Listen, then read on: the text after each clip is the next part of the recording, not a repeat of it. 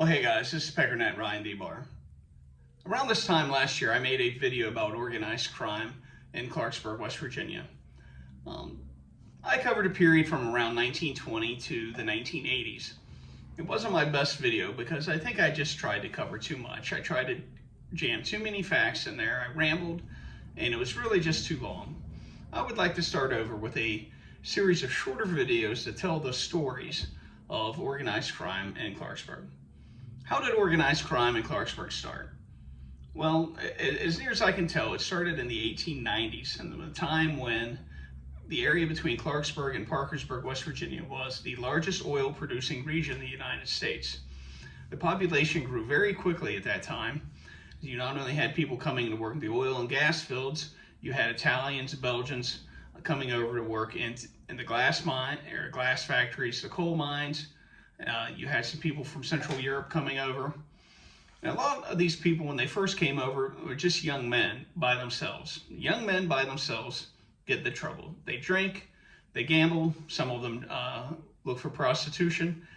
And a lot of these workers would suffer severe injuries. Coal mines, railroads, oil fields, they're all dangerous places to work. And anyone who could sell opiates to them had their business. Coincidentally, around this time, you had in Ohio what was called the Society of the Banana. And you laugh at that, but that's actually one of the earliest examples of organized crime rings in the United States. Fruit selling was the first business, or one of the first businesses, that the mafia dominated in Sicily and southern Italy.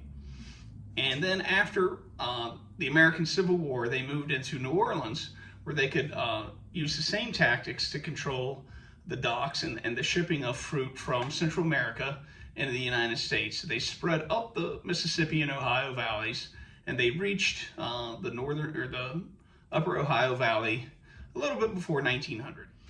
The fruit seller in Clarksburg was an Italian man named Frank Cavalla. He showed up around 1905 at least.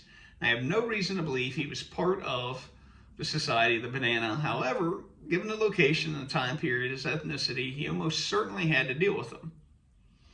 I have more reason to think he was a little bit closer to the Famiglia Vagabonda, which was our own homegrown mafia-style organization in Clarksburg, Fairmont.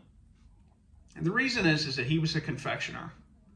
And the business agent for the Famiglia Vagabonda was also a confectioner in Baltimore.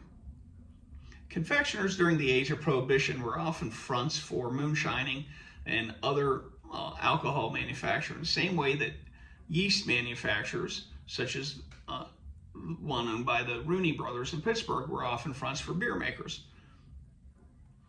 You could buy large amounts of sugar, sell it, and you had a legal reason to do it, and you could keep the cops at bay a little bit. Baltimore was the historic center of sugar manufacturing in the United States going back into the 1600s, 1700s. And so anyone who owned a confectioner shop there could ship it west on the B&O Railroad really cheap and kind of dominate the trade. And one of the first larger, at the time, towns you would run into would be Fairmont and Clarksburg, where Mr. Cavalla had a shop. And there were actually definite ties between Mr. Cavalla and the Famiglia Vagabonda.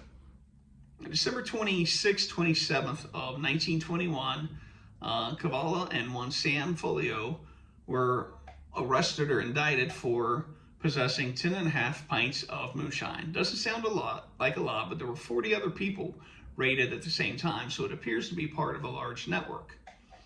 The very next day, the leader of the Famiglia Vagabonda in Clarksburg is taken outside the Reynoldsville to be shown a couple stills. We're going to show you some stills, they said, and when they get out there, they kill him. Was this tied to the raid a day before?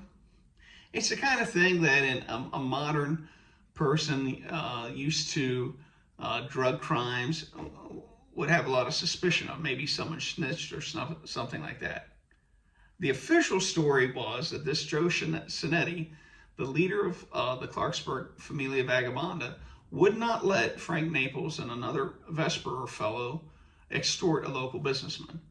They didn't appreciate that, so they tried to take control of the organization. After Sonetti died, the Corby brothers had both Vesper and Naples killed.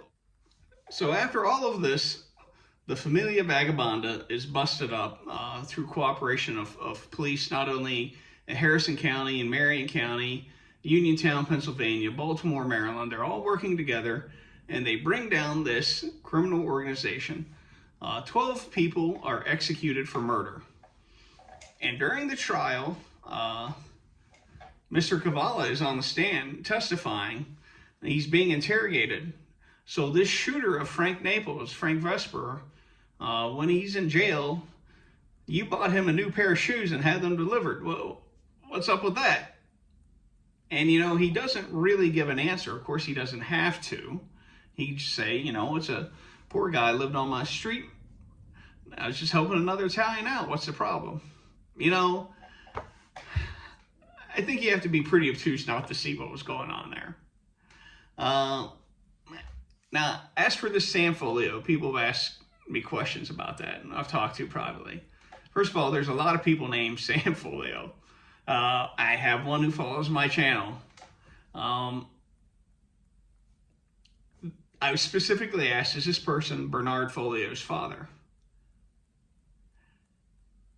Yes, but he's not the father of the Bernard Folio that you're thinking of, because there's also a lot of Bernard Folios in Clarksburg and Fairmont area. Very likely they're related back in the old country. They're both from San Giovanni and Fiore, but it's not the same, exactly the same Folio family. Anyway, that's the case. You don't find Mr. Cavallo mentioned too much anymore in the newspaper in any kind of negative light. He goes on, his family goes on to be, I guess, what you call pillars of the community. You see them in the social pages and things like that. I'll bring another video to you, hopefully here soon, telling you the rest of the story. Holler at you later.